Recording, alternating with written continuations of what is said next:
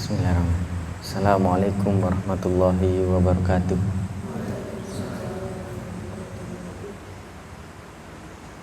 Alhamdulillah hamdan katsiran thayyiban mubarakan fihi mubarakan alaihi kama yuhibbu rabbuna wa yarda. Wassalatu wassalam ala khairil anam nabiyyina Muhammadin wa ala alihi wa sahbihi wa man tabi'ahu bi ihsan ila yaumil qiyamah. Allahumma salli wa sallim wa barik alaih.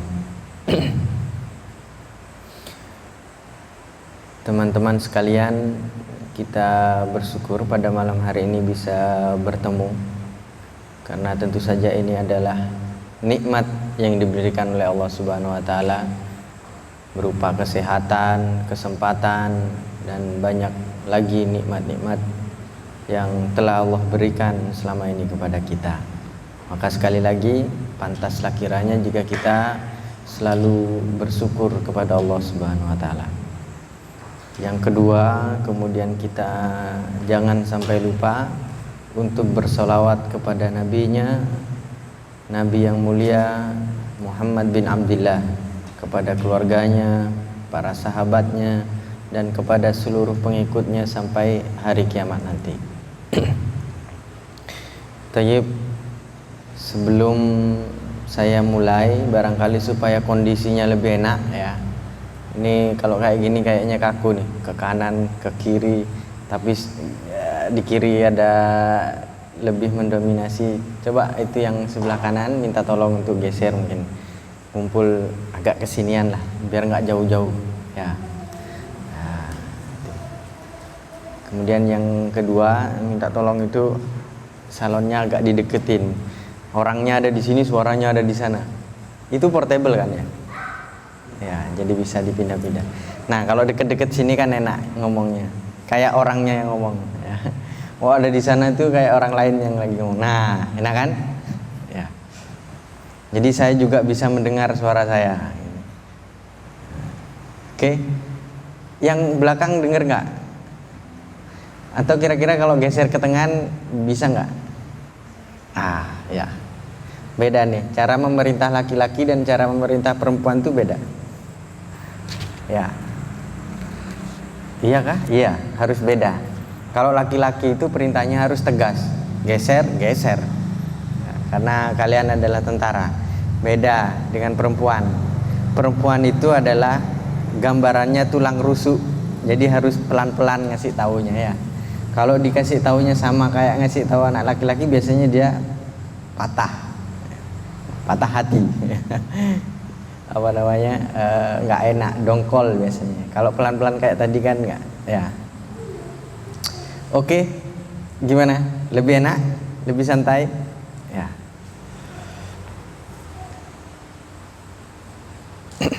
Ya, malam hari ini saya diundang oleh Ustadz Fajar ini ya, dalam acara apa? Musran,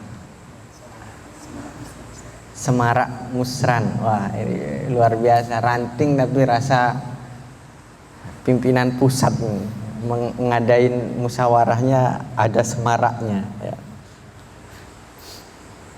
Saya nggak tahu tuh kalau di cabangnya kayak gimana ya, atau jangan-jangan nggak ada semaraknya. Ini luar biasa, jadi bagus ya, ide yang bagus. Semarak apa namanya, Musran, Ikatan Pelajar Muhammadiyah Ranting Bulu ya, gitu ya. Nah, kemudian judul dari kajiannya adalah motivasi kader ya. Saya dengar itu berarti yang diundang itu adalah motivator. Ya. Saya tidak tahu nih, maksudnya adalah materi tentang motivasi kader itu apa, atau pengen dapat motivasi. Sebelum saya mulai ya, belum kita masuk dalam materi, kira-kira maunya apa? Maunya materi tentang motivasi kader atau mau dapat motivasi sebagai kader ya. Karena judulnya masih masih belum disiplin, masih belum fokus, ya. Masih umum gambarannya, motivasi kader. Jadi pemahaman kita ini materinya tentang motivasi kadernya atau mendapatkan motivasinya. Nanti datangnya gitu ya. Teman-teman maunya apa? Dapat motivasi atau dapat materi tentang motivasi? Ya, beda loh ya. Contoh. Materi tentang motivasi kader. Motivasi adalah tek tek tek tek tek tek, kader adalah tek tek tek tek. Jadi motivasi kader itu adalah tek tek tek tek, selesai. Tapi kalau motivasi kepada kader, ya, kalian harus begini. Yang kalian harus lakukan adalah begini, supaya begini, ya. Nah, itu adalah motivasi. Pemberian motivasi. Nah, saya tawarkan, mau yang mana? Atau masih bingung? Kenapa? Mau motivasinya? Mau dapat motivasinya? Ya. Ada yang lain? Atau ada yang mau dapat materi tentang motivasi kader itu apa sih? Penting nggak untuk kita mengetahui motivasi itu apa, kader itu apa? Penting nggak? Penting. Penting nggak untuk mendapatkan motivasi sebagai kader? Penting. Nah, terus mana nih saya tawarin? Atau dua-duanya? Gimana? Yang Ipmawan nih bingung, gak ada yang jawab, gak ada yang memberikan respon, atau ngantuk? Hah? Pengen dapat motivasi. Yang lain ikut ngangguk-ngangguk. Itulah motivasi. Nunggu satu ada yang memberikan signal, baru yang lain kemudian ikut termotivasi. Ya tak? Itulah motivasi. Sehingga sebenarnya gampang. Sebagai kader itu harus memulai. Kalau sudah ada yang mulai, yang lain akan termotivasi. Kayak tadi tuh, ada yang jawab satu, yang lain ikut angguk-angguk. Itu namanya sudah termotivasi. Ya. Coba, siapa yang tahu pengertian tentang motivasi? Apa itu motivasi?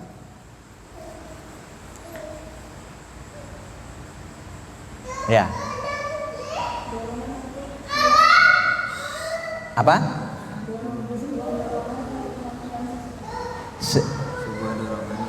Sebuah dorongan untuk melakukan sesuatu. Itu hasil googling apa hasil olah pikir? Baru browsing? Enggak. Wah, itu hebat berarti. Atau sudah belajar sebelum-sebelumnya? Enggak pernah dapat, tapi muncul tiba-tiba. Wah, itu luar biasa berarti. Saya saja perlu browsing tuh. Motivasi itu apa sih? Ya. Bagus, good. Saya nggak tahu deh di saku saya ada apa. Oh, oke. Kasihkan. Saya nggak bawa yang biru-biru atau yang merah-merah, bawanya nih. Satu pertanyaan lagi, kader. Apa itu kader? Siapa yang bisa jawab? Kader.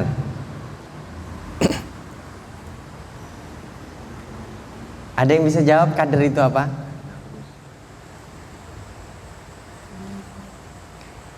Kita dapat hadiah enggak? Kalau jawab. Ada? Kader itu apa? Gak ada yang tahu kader itu? Gak ada ya? Oke, buka gadgetnya, cari apa itu kader. Cepet-cepetan. Yuk. Yang gak punya paket bingung. Aduh, paket gak ada lagi, wifi gak ada lagi. Ayo, kader itu apa? Kader adalah ya, Iya. Kan memang saya suruh. Ya. Orang yang diharapkan artinya orang penerus ya, pengganti yang dianggap penting. Itu adalah kader. Ya. Dapat hadiah enggak nih? Dapat hadiah enggak? Ya. Saya tanya. Kalian googling tadi itu, mencari di Google itu, kenapa? Kamu buka tadi Google, cari kader. Kenapa kamu cari? Mencari tahu apa itu kader. Pengen cari tahu. Ada yang lain jawabannya? Selain pengen tahu aja? Ada? Kamu? Pengen dapat hadiah. Ada? Ada enggak? Jujur dong. Ada enggak? Ada enggak? Ada? Ya. Pengen ya? Iya atau enggak? Jujur coba jawab. Tidak boleh bohong. Kamu tadi cari enggak di Google? Cari. Kenapa? Apa? Kenapa? Iya. Kamu nyarinya itu untuk apa? Untuk menjawab sekedar ingin tahu kayak masnya, atau karena ingin dapat hadiahnya? Ya? Yakin? Ya. Berarti nggak ada nih yang pengen dapat hadiah? Nggak ada? Ya sudah, berarti nggak ada hadiah. Ya. Nah itu motivasi, motif. Ya. Bagaimana seseorang kemudian timbul dorongan dari dirinya untuk melakukan sesuatu. Ada orang itu yang karena penasaran kemudian dia lakukan sesuatu. Ada yang karena reward kemudian orang lakukan sesuatu. Ya. Karena melihat wah, lumayan 10.000 dapat ini. Nah, ada. Ya. Dalam kehidupan juga akan ditemui banyak hal dari perbuatan kita yang membutuhkan motivasi.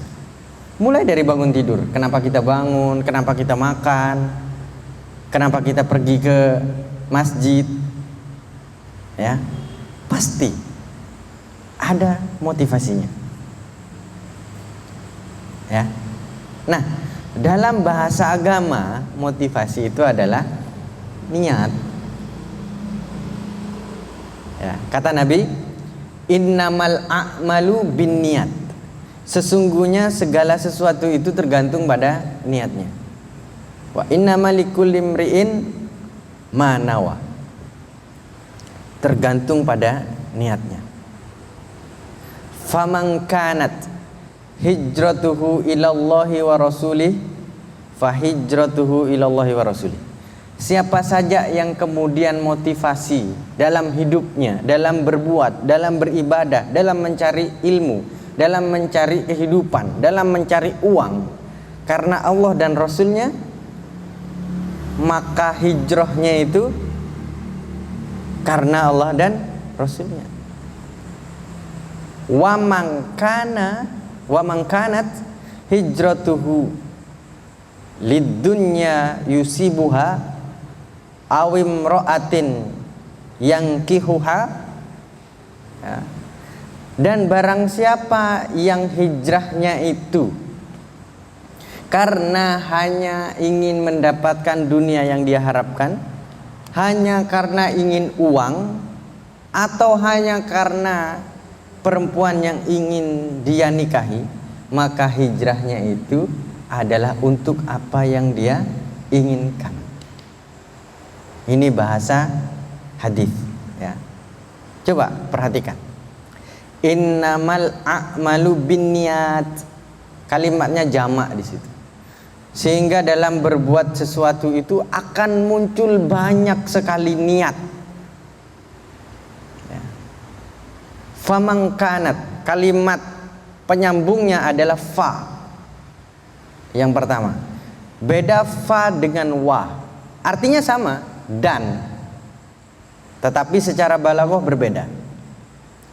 Wa man kana hijratuhu yang kedua.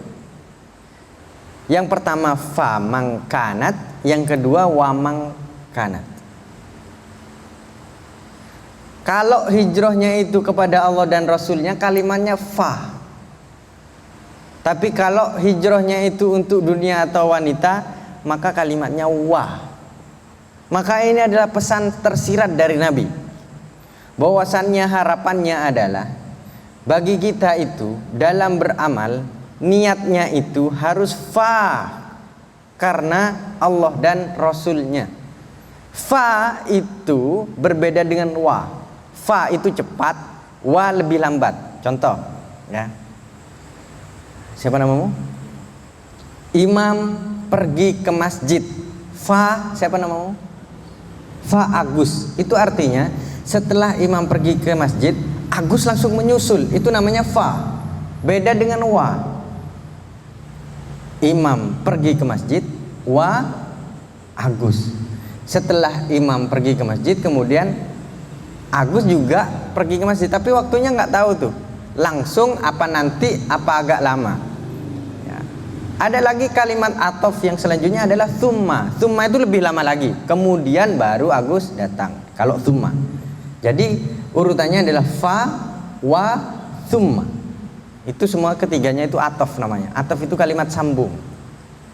Kenapa kok kemudian dalam hadis itu ketika niat itu untuk Allah dan Rasulnya muncul kalimat fa, tetapi kalau dunia dan wanita muncul kalimatnya wa atofnya? Karena ini adalah harapan secara tersirat dari Nabi kita. Motivasi dalam bergerak kita, beramal kita, berkarya kita itu fa, seharusnya karena Allah dan Rasulnya, langsung lebih cepat ritmenya, ya. Beda dengan wa.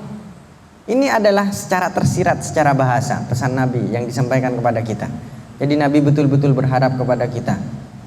Motivasi kita, obsesi kita, orientasi kita dalam beramal itu adalah karena Allah dan Rasul. Nah, orang yang beramal hidup karena Allah dan Rasul itu powernya kuat, staminanya nggak mudah loyo. Ya, contoh, orang yang berjuang di IPM ini, anak-anak yang berjuang dalam bidang dakwah ini, kalau karena Allah dan Rasulnya, powernya kuat, all out, dan staminanya nggak mudah loyo. Beda dengan mereka yang niatnya bukan karena Allah dan Rasul, niatnya karena ada wanita yang dia sukai misalkan, atau niatnya karena ada kepentingan materi, maka powernya nggak kuat dan mudah loyo. Kalau udah nggak ada wanitanya dia loyo, kalau udah nggak ada duitnya dia loyo, ditinggal, nggak dateng, nggak mau sibuk-sibuk kalau nggak ada duitnya. Itu bedanya orang yang motivasi hidupnya itu karena Allah dan Rasulnya. Dia nggak mudah loyo, powernya kuat, habis-habisan. Jangankan harta, waktu, jiwanya, ya, bagi orang yang motivasi hidupnya itu karena Allah dan Rasulnya, rela diberikan, rela. Ya. Sekarang saya tanya teman-teman yang hadir di tempat ini, motivasi hadirnya ke sini, ikut acara ini apa? Gak perlu dijawab, jawab dalam hati. Karena Allah dan Rasulnya kah? Atau karena yang lain? Maka itu yang perlu diperbaiki. Setiap langkah kita itu harus karena Allah dan Rasulnya. Maka hidup kita akan enak. Gak peduli sama omongan orang, gak peduli dengan kondisi, ya. Staminanya akan kuat, powernya all out. Kalau orang sudah motivasinya, obsesinya, orientasinya Allah dan Rasulnya, maka seorang kader seharusnya memiliki jiwa yang kuat karena Allah dan Rasulnya, bukan karena yang lain. Wallah, Allah akan berikan kepada kalian apa yang kalian niatkan. Kalian pengen dunia, kalian bergerak mati-matian untuk mencari dunia, Allah akan kasih. Kalian mati-matian untuk mendapatkan wanita yang kalian cintai, Allah akan berikan kesempatan. Ya. Tapi wallah, kalian akan merugi. Karena bukan itu yang diharapkan oleh Nabi kita. Bukan itu yang diharapkan oleh Allah. Hidup kita ini harus karena Allah. Hijrahnya kita ini harus karena Allah. Datangnya kita ke sini itu harus karena Allah. Berjuangnya kita di IPM itu harus karena Allah dan Rasulnya. Ya. Apa motivasinya? Coba, motivasi, cita-cita tinggi, mutu dari pergerakan Muhammadiyah ini apa? Ada yang tahu? Tujuan dari didirikannya Muhammadiyah? Ada yang tahu? Apa? Nah, itu masalahnya kader kita. Ikut, jalan, rapat, hadir, ditanya tujuannya nggak tahu. Padahal motivasi itu penting. Jangan menjadi manusia yang mengalir seperti apa adanya. Itu adalah omongan orang-orang yang kalah dan kerdil. Kalian harus punya jiwa besar, punya pola pikir yang hebat, sehingga dalam hidup kalian itu ada goal yang harus kalian gapai. Harus ada planning besar yang harus kalian gapai. Harus ada target yang harus kalian catat. Harus ada strategi yang kalian lakukan. Jangan jadi orang yang kebanyakan di bawah rata-rata. Ya pokoknya hidup ini mengalir apa adanya. Itu omongan orang-orang kalah itu. Jadilah winner. Jangan jadi loser. Winner itu omongannya gimana? Motivasi, target, planning, optimis. Itu omongannya. Tapi kalau loser apa omongannya? Pesimis, takut, kebeter, mengeluh, cerita kekurangan orang lain. Itu menyebar hal-hal yang negatif. Kader nggak boleh kayak gitu. Harus positif. Harus hebat. Harus punya target. Harus berbeda dengan orang lain. Yang dimaksud di sini orang lain adalah orang-orang loser itu.